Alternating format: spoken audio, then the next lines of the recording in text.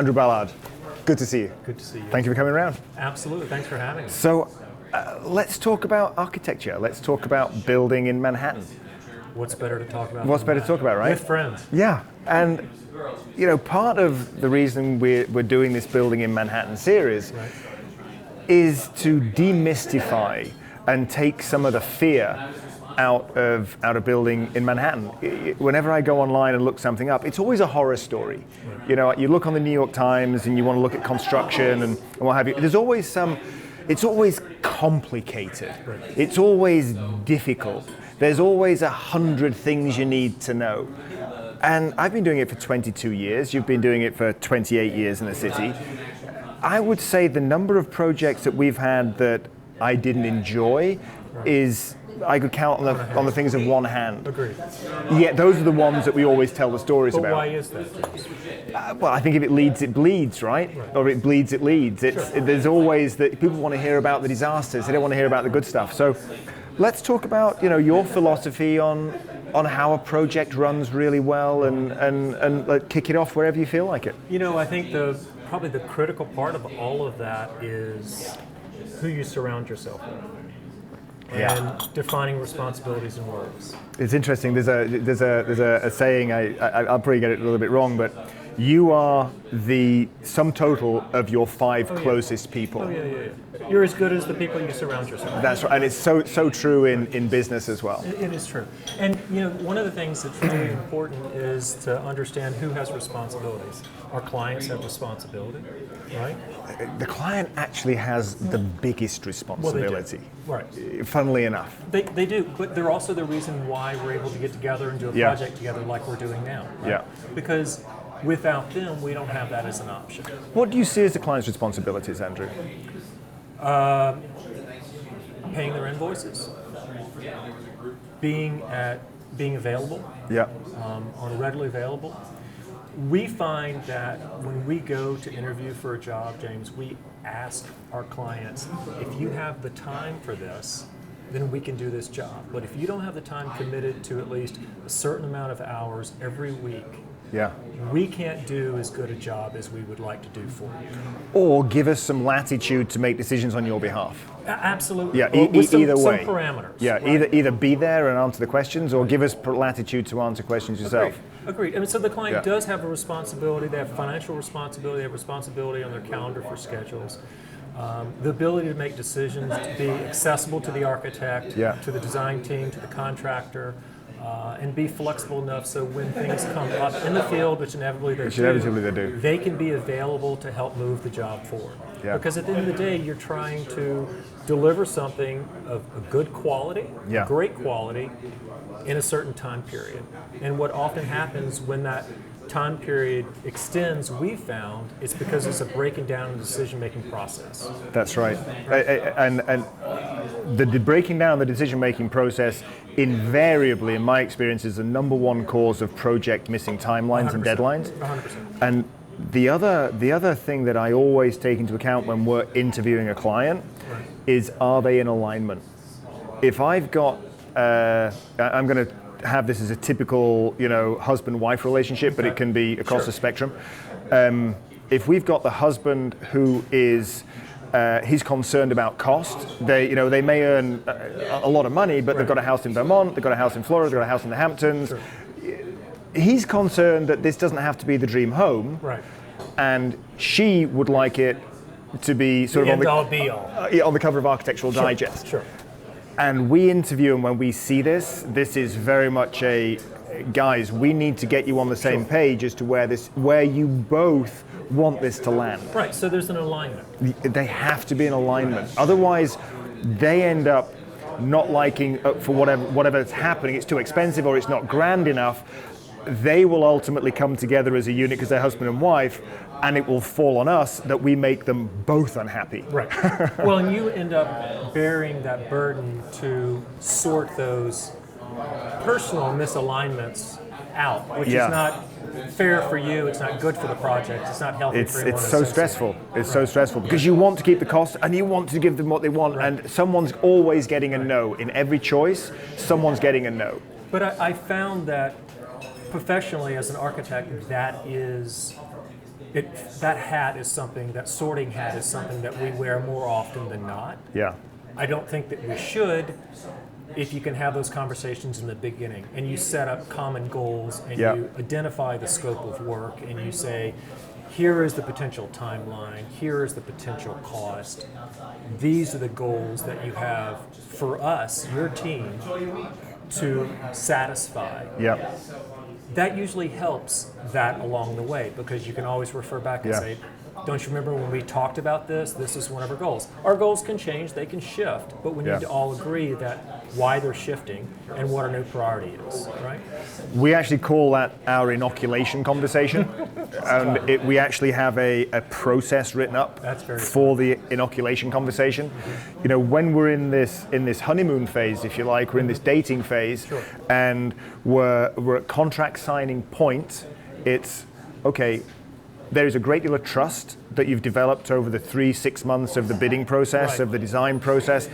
We are in trust. You've seen our work, you've spoken to our clients, you've spoken to the architects we work with. We have a tremendous amount of credibility. I want to cast your mind, I want you to be able to cast your mind back to this point when a bump in the road occurs, so that we're not going into it from a place of distrust or disappointment. We're going into it from a place of collaboration. How do we deal with this? And also reminding the clients that they are, or they need to be in alignment with what the end goal is.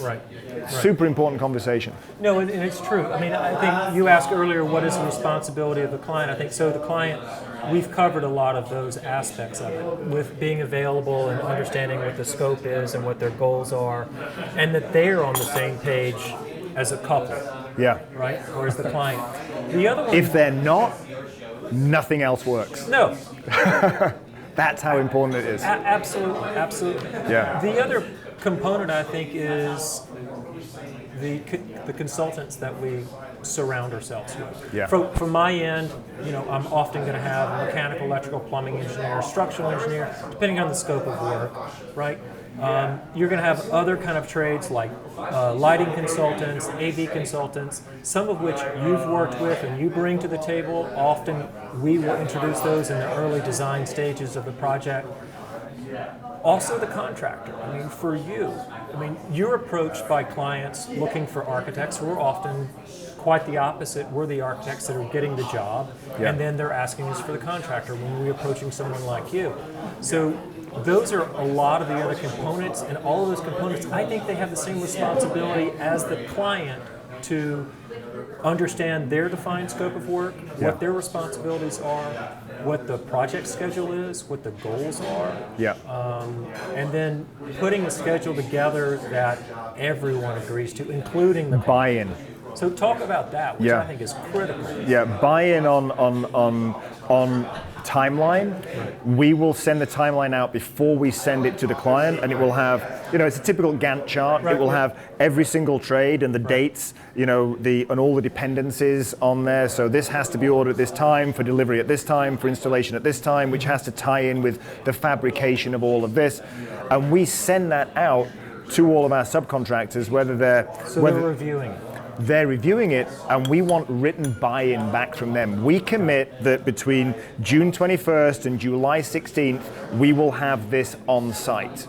Now, there's no way we can sort of have a penalty for that, but we can certainly refer to it in May and say, right, well, you said that on this day in June, this would be on site. How are we looking? And if it's not going to happen, we can really have a conversation about their commitment to it. And we find that when people have that level of buy-in, our timeline becomes a priority because they know we're taking the timeline seriously. We're not late on jobs, and we're not late on jobs because we get buy-in from everybody, and that includes the client. Well, it's interesting that you talk about doing that, because typically the way that we manage projects in the early stage is doing the same thing with our consultants, from documentation, design time. So as early as when we're putting a proposal together, we will take them through the 5 different phases of a job, typically from existing conditions documented to schematics, design development drawings, interiors, permitting process, which, you know, is a big deal in the city, from board approval, which always has a different timeline associated with it, the DOB, depending on the complexity, landmarks, that sort of thing, and then the construction side. So we actually walk our clients through in the very beginning, similar to what you're doing once you have all your documents in place. We do that before we have the documents in place to actually give the client an idea of what the construction process will be, the design process, the permitting process. So if they buy into that, and then we come to you and say, now we've got all these documents, we've got the scope defined, everything's figured out, it's all sitting in front of you, confirm that it's a 6-month project, or a 3-month project, or an 8-month project, and that's when you're able to back up what we've started in greater detail, and then have everyone else agree to that period of time. It's a great device. I want to be a happy contractor. Right. That's my. You seem like a happy. My path to a happy contractor is having clients who feel held, and clients who feel that we are accountable, and clients that feel that we are clear in our communication, and if it comes out of our mouth, it will happen. Right. And if it isn't happening, we're doing absolutely everything with clear communication to make it happen. Right. So, you get us to the start line with as far as this is how we see it, and having worked together, I see how you and Nicole produce this amazing documentation with incredible accuracy. And the reason I want to speak to you as the architect is because you get it so right. So many architects, they have this, oh, well, we drew it, now it's your problem. Right. And it's like, hold on a minute. Well, as you can see, just in this first project we did together, is we love being in the field. Yeah. I love understanding how it's going to go together, the most efficient, effective way to do it, the aspects of the design. Yeah. I love having someone backing me up, you as a backboard, in my design process, saying, as we're developing this, hey, there's a better way of doing this, Andrew, or what do you think about this? Have you thought about the weight of this? Right, or, we don't actually have flash in there. How do you think we should approach this with a building? We just talked about this the other day. I mean, something like that is critical to try to work together as a team so that there's an alliance, so that, and I believe your client recognizes that and sees that this is a team that's truly working together. They're responding to whatever we're bringing to the table, whatever the designers bring to the table, whatever construction situation is there in front of us, and we're responding to it in a quick, healthy way and saying, this is what it'll cost in time, this is what it'll cost in money. Is this a priority for you? Do you want to proceed with that, or just steady the course where we are? That's giving them options, which I think is our number one responsibility, is servicing the client. We have a philosophy, Andrew, that ties into that with, I believe it breaks down into 3 simple components. You've got the construction, you've got the architectural design team, you've got the client. And so often you end up with the construction team designing because there's a whole bunch of stuff that isn't going to work, or the client's coming to the site and they're doing some level of project management. When's this guy turning up? When's that guy turning up?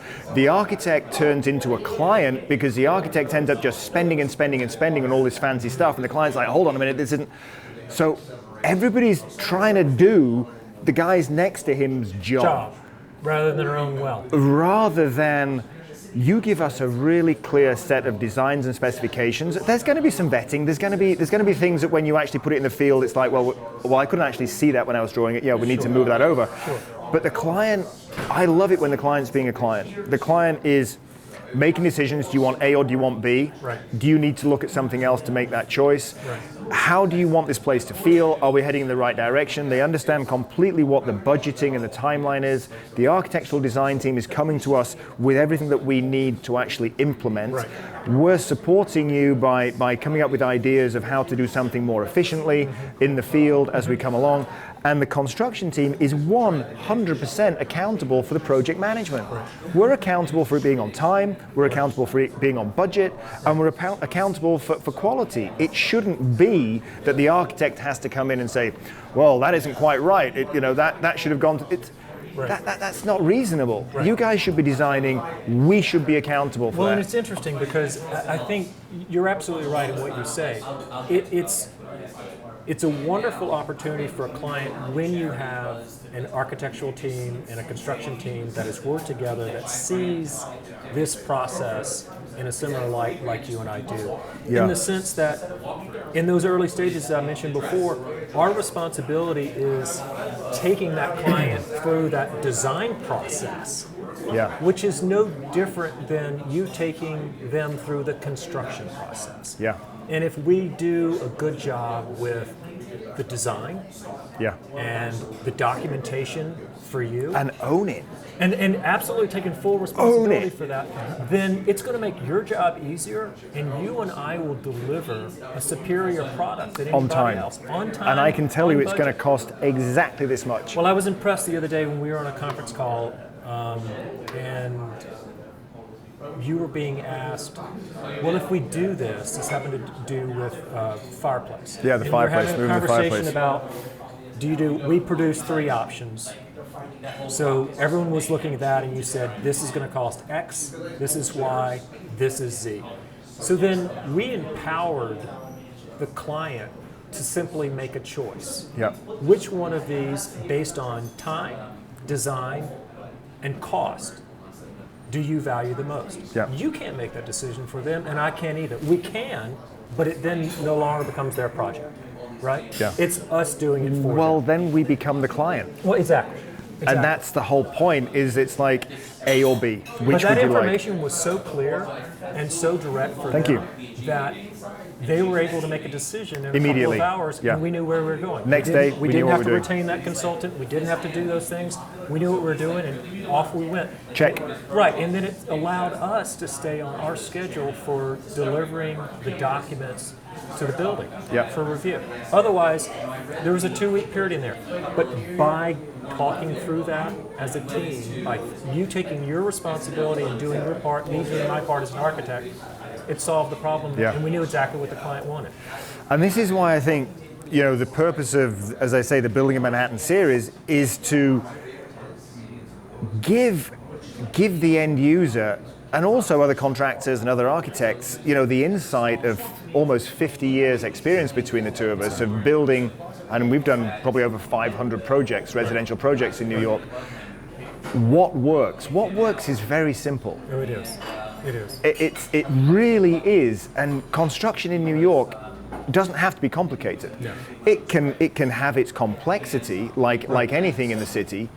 Getting stuff onto the island, getting stuff off the island, doing your permits. But there's nothing here to be afraid of.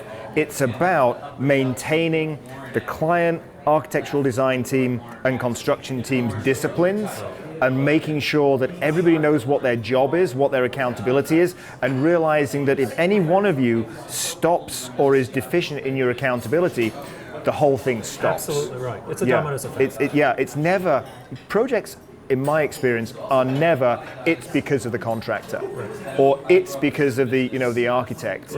It's always because all 3 of them have been delinquent in actually getting across the board. You don't have a great contractor and a crappy client and a great architect and a successful project. You just don't. Well, it's interesting. So as an architect, for me, we produce documents. Every design assignment is unique, just like the client is unique. The assignment is unique. Everybody's dream is unique. Right, and it's absolutely right. However, there's certain things that you learn from the contractor that you've built, that we've designed, that works or doesn't work. And we take those details and we test those in the built environment, right? When you do these projects. And then you carry that knowledge and that experience that we were talking about earlier with you. And then when you go to the next assignment and you have this particular detail, you can say, we've done this. James built it this way. We modified our drawings to the site conditions, but we know it works. And it's been there for 18 years or 15 years or however long.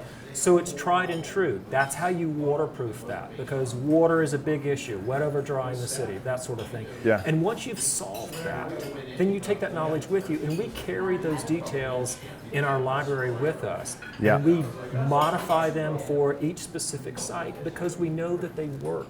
We know that they can be built in an effective and efficient way. We know from a design standpoint, they're beautiful. So that when you and I deliver this project to our client, and it's beautiful and it gets photographs and everyone's really happy and she gets an Elle Decor or whatever architectural digest she wants to be in, you know that in 5 or 10 years it's actually going to look still great. Just as good. Yeah. And I think that's a lot of what sets contractors such as yourself away from other people, because a lot of people are building it as a one-off and they're done. They don't care about it. It was a client. As long as it lasts 12 months and it's out of warranty, I don't care. Yeah. I want repeat business. I get my business from word of mouth, just as you, right? And I only do that by servicing the clients that we have and servicing them well. And this legacy information that we build up, it's so great when a client says to me, hey, who should I use for this project? And we have several architects that we work with that I think are really good at slightly different things. And saying, I really recommend Andrew Ballard for this kind of project.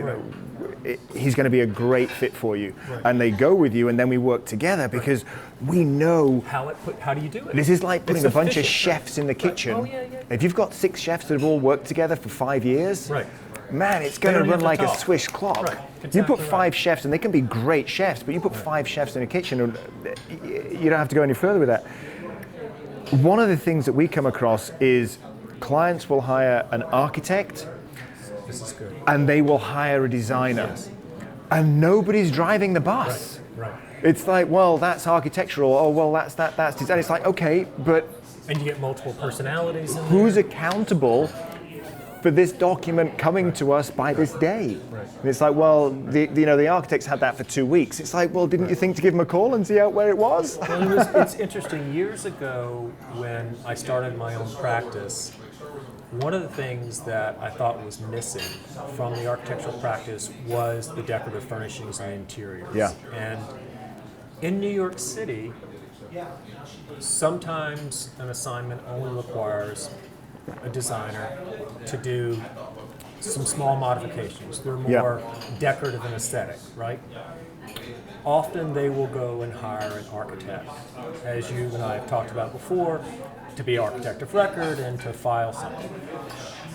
There's another side of it, James, that I found that was really important to me, that for the longest time in practicing architecture for 20 plus years, I was having other people come in and decorate these houses, these apartments, these buildings that we were working on.